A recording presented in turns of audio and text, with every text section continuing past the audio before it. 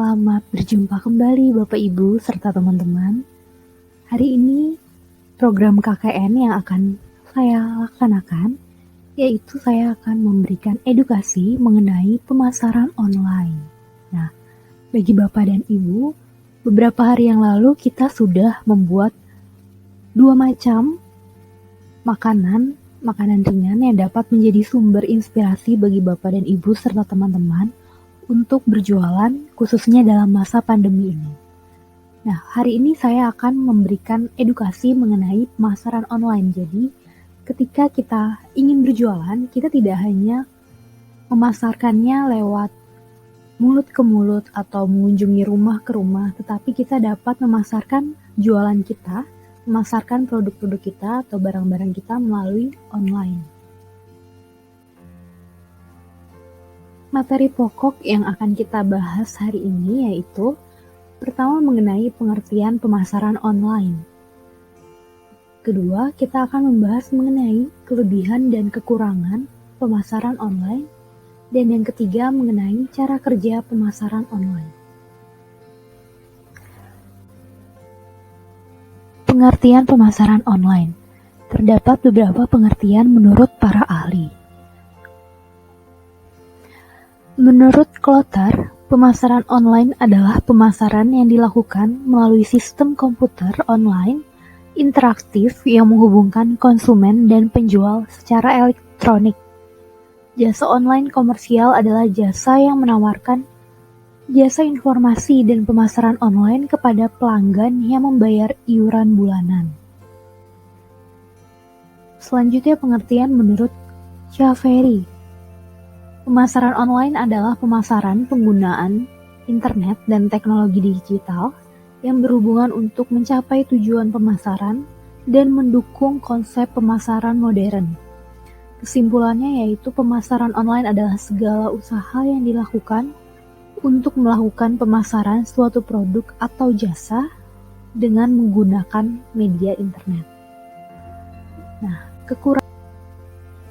Klotter menyatakan layanan online menjadi populer bagi pelanggan karena kemudahan pelanggan dapat memesan produk 24 jam.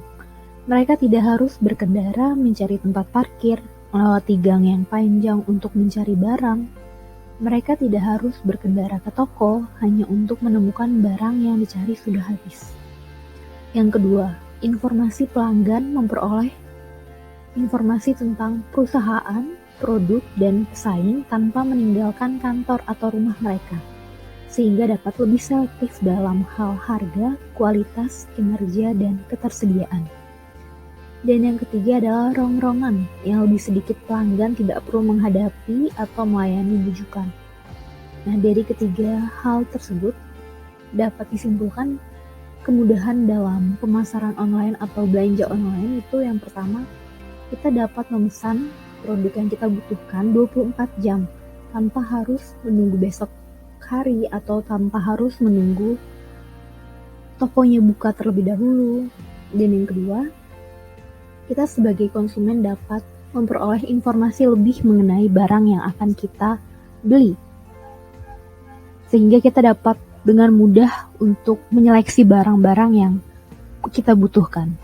Dan yang ketiga, kita tidak perlu menghadapi sebagai penjual, kita tidak perlu menghadapi tawaran-tawaran yang diberikan oleh para pembeli seperti itu.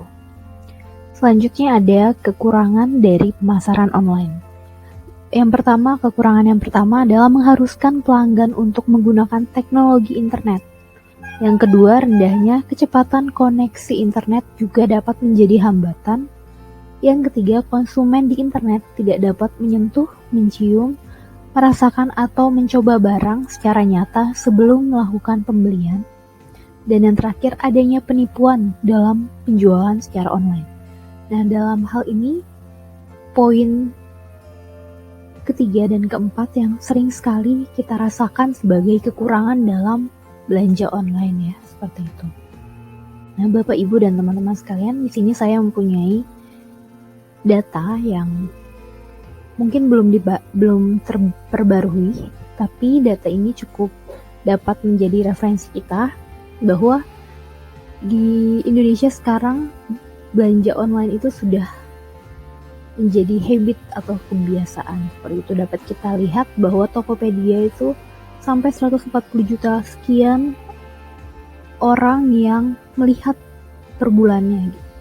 Kemudian di nomor 2 ada Shopee, Bukalapak, Lazada, Blibli, dan lainnya.